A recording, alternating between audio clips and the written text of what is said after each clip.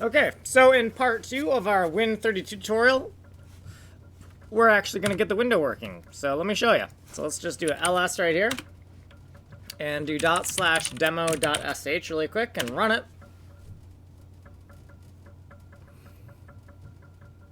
And I guess we're going to have to wait a bit. Okay, there we go. We got a little window. It says Learn to Program Windows up there, and we can close it.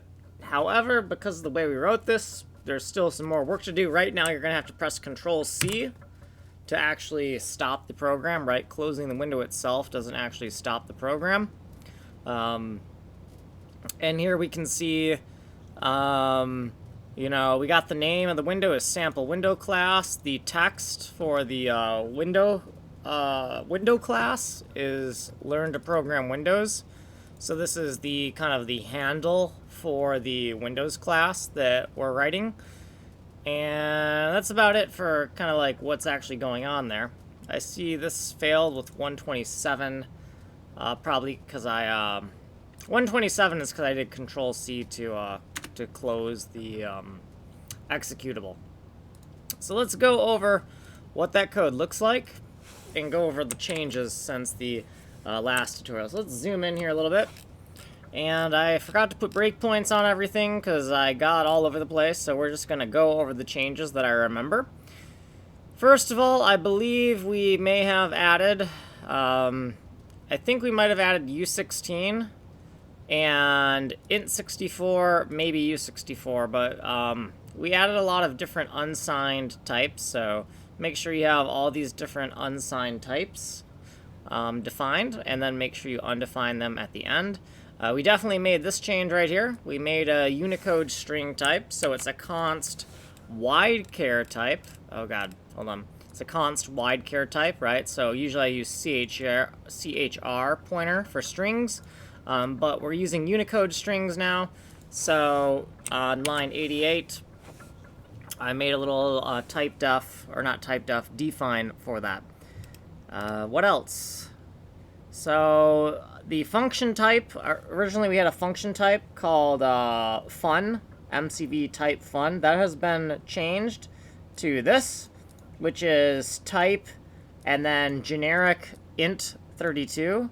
And this is type generic and then 00 for void. So a function with an unspecified number of parameters that returns an int32. A function with the unspecified number of parameters that returns void. And some functions use one, some use other for our function pointer. So let me just kind of highlight these really quick so that we can find them as we kind of scroll down. So macros, I don't believe anything changed in the macros sections. In the type section, right, so here's our different generic function types now. We have 2 of them. And we got rid of the fun type. So these are function pointers that return an int and take an unspecified number of parameters. And, right, so all these function pointers, right, see how we've kind of like, instead of them all having the same generic type, we swap generic types depending on if we need to return some type of memory address, basically. And I may have to make more different generic types later, but yeah, we had to refine this. And then get module handle W returns a void pointer, right? So here's our void pointer. Or not void pointer, but it's a function returning a void pointer, right? It takes an unspecified number of parameters and returns a void pointer. Let's go over here. So then there was just a little bit of refactoring and whatnot, because we did the Win class extended W in the last tutorial, but we've changed LPFN window proc to this type of function that returns an int32. Let's keep on going. So I know that we added this. So this point struct, this is new, right? A point struct with the X and a Y, which we needed for right here because there's a point struct inside of the message type. So we recreated the message type, which can be found in WinUser.h or wtypes.h in your GCC headers. So handle to window, message, W param, L param, time, and then the point. And these are all the actual names that exist in the original documentation. Hence, the style looks a lot different than, my personal style. In Vulkan core types, we haven't done anything because we're only working on Win32 code. So we can kind of scroll through here. We shouldn't really see anything that's changed, but we're going to scroll through for completeness.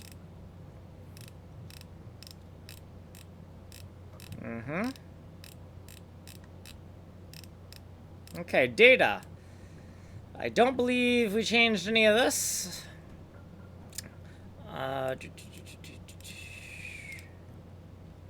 All right. Oh, well, this is new. So Win32 data, this is a new section.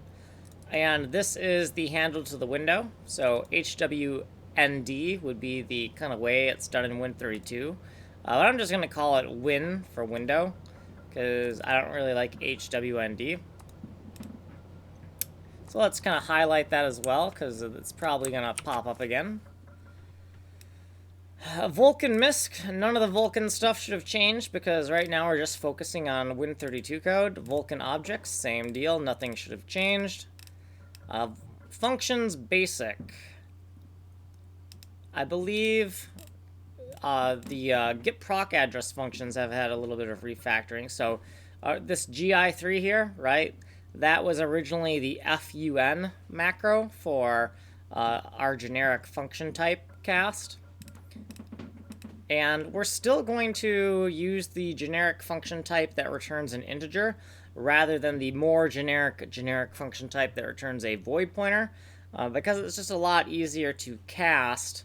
It's a lot easier to upcast a function than it is to downcast a function. So casting a function that returns an int to a function that returns a void pointer is a lot simpler than casting a function that takes a void pointer and casting it to a function that returns an int32, right? Because there's a loss of information between a void pointer, which is going to be 8 bytes, and an int32, which is going to be 4 bytes, right? So get proc address Vulkan, get proc address GDI32, get proc address user32, and get proc address kernel32. None of the logic has changed, just this GI3 right here, which that signature hasn't changed. We just kind of renamed it. Functions for debugging, none of these should have changed. So CRA, compute relative address, ARA, assert relative address, okay.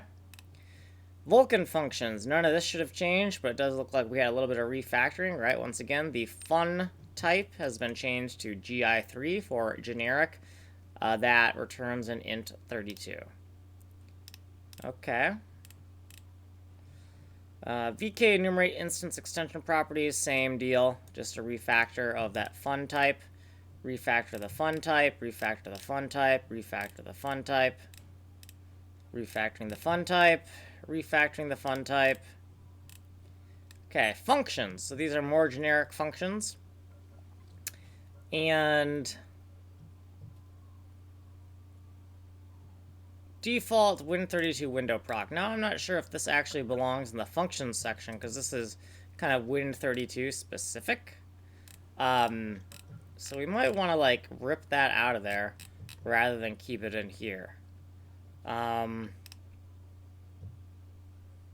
worry about that part later, but anyways, let's look at this. So int64 std call mcv function window proc. It takes a handle to the window, an unsigned message type, and W param and L param. Okay. So the result starts off as an error, and we do a switch on the different kinds of messages we can get, and we go through the different symbolic constants that we want to handle, or symbolic, not symbolic constants, symbolic names, right? So this hex value is a symbolic name for WM destroy, right? This is a symbolic name for WM paint. If the WM destroy message is dispatched, Then we want to post quit message, and that's going to start the process of closing our window and hopefully exiting the program if we implement it correctly. Let's see, don't do any painting here because Vulkan's going to take care of that. So if you've looked at some Win32 tutorials and they have a whole bunch of code in the WM paint, get rid of that code because Vulkan's going to take care of that part.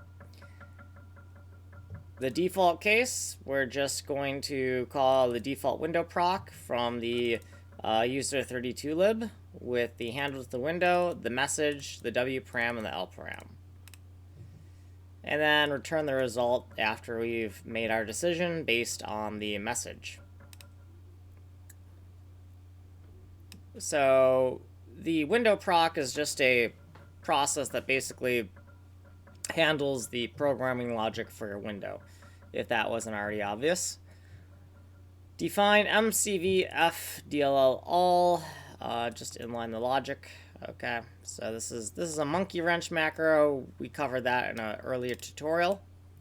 Here's our initializer function for Vulkan. And let's go down to video number 18 tag, where we added the new logic. So let's keep on scrolling, and eventually we're going to get to 18. I think 18 might be in a weird place that's not quite sequential. Well, we go 16 to 18, huh? Well, here's video 18, right? Win32 Window 2, which is the tutorial we're currently on. We had to make some macros lowercase because U32 is already a macro for unsigned 32-bit integer. And this macro right here is for the user32 library. And to be consistent, if this is lowercase, we might as well make K32 for kernel 32 also lowercase, right? This is the window class, so WC is the window class, and then def is for default, which is just this value right here, which if you look at the documentation, it's going to be CW underscore use default. And I also referenced one of my old projects, so that is also publicly available, and it will compile if you just double-click the build script. It's called AAC 2020, which stands for Atomic Alice Year 2020. We got some miscellaneous variables. We got the handle to the instance, where we use get module handle W with null. We have the name, and this is going to be the, I think, one of these names is used as a handle for the window, and the other name goes in the title bar. And these variables probably aren't the best, most descriptive things like name and text, but that's what they are right now. And then this is the Windows style, WS Windows style. And right now it's WS overlapped window, but we didn't have much space, so I just wrote overlapped. If the handle of the instance is null, then we have a problem. We're going to fail right away. Otherwise, let's just print off the strings. And remember that these are Unicode strings, and so the print function isn't quite the same. It's not %s, it's %ls, which I made a mistake in my code, and I was like, why is the string only printing the first character, right? And that's because you're trying to print an ASCII character, and the other byte of that ASCII character in UTF-16 is all zeros, or something like that, I think. Okay, so window class. So we're going to take that window class and make a variable called window class. We're going to zero initialize it. This part you absolutely need to do, or else your window will not work. You have to fill out the CB size with the size of the struct. That's because we're using the extended window class struct, so it needs to know how big that extended struct is. The window proc pointer, right? So we take the window proc that we wrote, and we take the address of it, and we cast it to a void pointer. The handle to the instance is this handle to instance we got with get module handle. And then the class name is name here. So this is the hidden text that's used as a handle for the window. you know, it's in a dictionary or a list or something, and this is just like the tag that this is just the tag that you use to identify it. So that means that this must be the title bar text right here. Okay, so let's keep on scrolling here. Once we filled out the window class right here, we're going to register that window class. So register class EXW because we have the extended window class type. And W is for wide or Unicode. And we're just going to take the address of the window class that we allocated on the stack. Then we can create the window. So let me get rid of that coloring there. So the handle to the window right here, right? So MCV data window equals user32.createWindow extended wide. And then these 4 parameters are extended style, class, text, and window style. And then the next 4 parameters are all set to a default value. So the X, Y, width, and height of the window. So if we look at that default macro right here, it's just CW use default. And then the last 4 parameters, parent window, menu, handle to instance, and extra app data. So these 2 are null. We're not using them. We're just kind of filling out the bare minimum to get this window working. And if this window is null, then we're going to throw an error, which actually did happen the first time I was trying to write this. And the reason it was happening was because I forgot to do this, right? Register the size of the struct with the struct itself, which is kind of weird because it's kind of self-referential, but it makes sense because that's just how I think Windows is getting the extension behavior or extra functionality by saying we don't know we might change this in the future, so the struct might change size. So to future-proof this, the first parameter is the size in bytes of the struct itself. I think that's kind of the logic for that. But yeah, if you get this wrong, if you forget this because you're doing a tutorial that does not use the extended window class, then yeah, just remember this. Just remember this if you use the extended window class. Very important.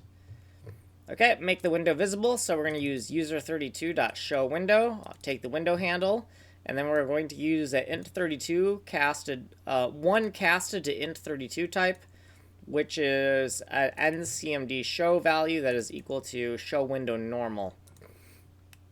Then we're going to undef our kernel32 library, our user32 library, the window class, and the default values for X, Y, width, and height.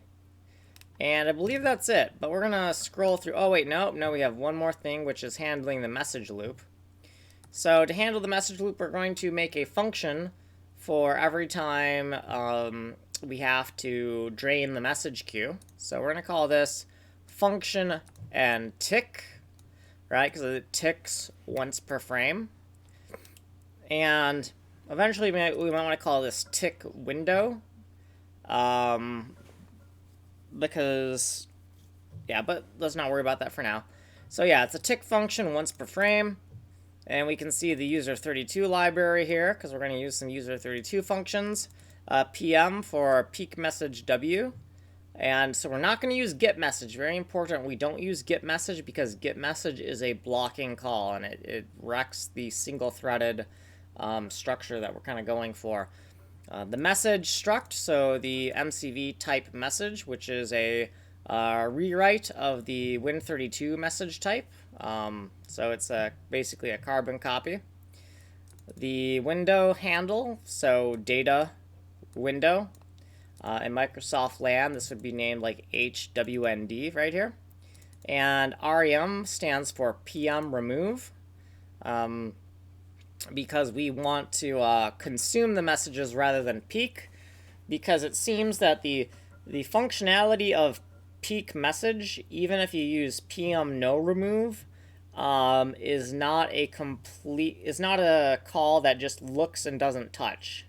I don't know exactly how the message queue works, but the peek command seems to always change something. PM no remove just makes less changes. It's less touchy, but it still touches things and alters state. So since I realized that there's no way to just look without touching, the best we can do is just use peek message as if it were get message. And the only difference between the way we're going to use peek message and the way we'd use get message, we're going to use it in the exact same way, but the difference is that get message blocks, right? If the message queue is empty, the get message call will just stall and pause until the message queue has something in it. But for us, if the message queue has nothing in it, we want to exit the tick function, not pause and wait for more input. So our program structure is a little bit different than what you might see in a typical tutorial. So right here is where we're going to drain the message queue. So any messages that have built up since the last frame, we're going to handle. So while peek message, the window handle, this is a filter, the filter between the message codes, the minimum message code and the maximum message code. When they're both 0, it basically means no filter is being applied. And then rem for the PM remove symbolic name. And this is the way we do it in all the tutorials. So this is kind of a standard message loop. I don't understand exactly how it works. I've read about it a little bit. I still don't quite get it. But you know what? It's good enough to know that just translate message, dispatch message. That's the way it works. Let's not try to do anything. Since we don't completely understand what the hell we're doing, let's not stray from the conventional default way of doing things, right? If we do everything mainstream and we don't deviate from the norm, there will be no punishment, even if we don't understand what we're doing, right? Because deviation from the norm is punished. But if you stick with the norm, you won't be punished, because so many people are also doing it this way that it's highly unlikely that it would invoke any type of weird behavior that people have not yet debugged or fixed, right? Because everyone's writing it that way, right? So when you deviate and write things slightly differently that people aren't anticipating and get into those, you know, less well-traveled areas of code, that's when you end up in trouble. So really quick, we might want to make sure that all these macros are paired. Yep, that looks good. Okay, so this tick function has to now be called somewhere, right? This function tick. And that's actually going to be called in our demo code. So originally, we just initialized Vulkan. But now in the demo code, we're going to initialize Vulkan and then do an infinite loop where we keep on ticking. And this is why we have to do Control-C to exit, because we're doing this infinite loop here. Eventually, what we want is some type of flag, like while window should stay open, right? And then if that turns to false, then we get out of here and we return 0. So we could add that, but we're not going to, because we're just reviewing what we've already done. We'll do that maybe in another tutorial, probably the next tutorial maybe. And then our file macros, we just have to make sure we undef anything that was defined, right? So here's our basic file macros, and then here's our specific Vulkan macros, which I don't even remember what all these mean anymore. And that's why macros can kind of get out of hand when you start getting crazy with them, but at least it's contained to one file, right? So it's not hard to figure out what they are. Yeah, so that's good. We are at the end of the code there. So that's a 24-minute review of the code. I feel like these reviews are taking way too long. So I don't know what I should do for a tutorial. I feel like the quality of this kind of sucks. But let's just keep on going, right? And get something working, right? The biggest priority is getting the code working, right? And if you need a high-level explanation, there's plenty of other tutorials that'll give you a high-level explanation. My goal is just to have this kind of single file that does Vulkan and Win32 for you, so If you want to do Vulkan, you just have to include this one file. You don't have to include any other libraries, right? You don't even have to include the Vulkan header. So this is like the simplest setup you could possibly have to do anything with Vulkan on Windows 10. So I'm going to stop recording and I'm going to go upload this.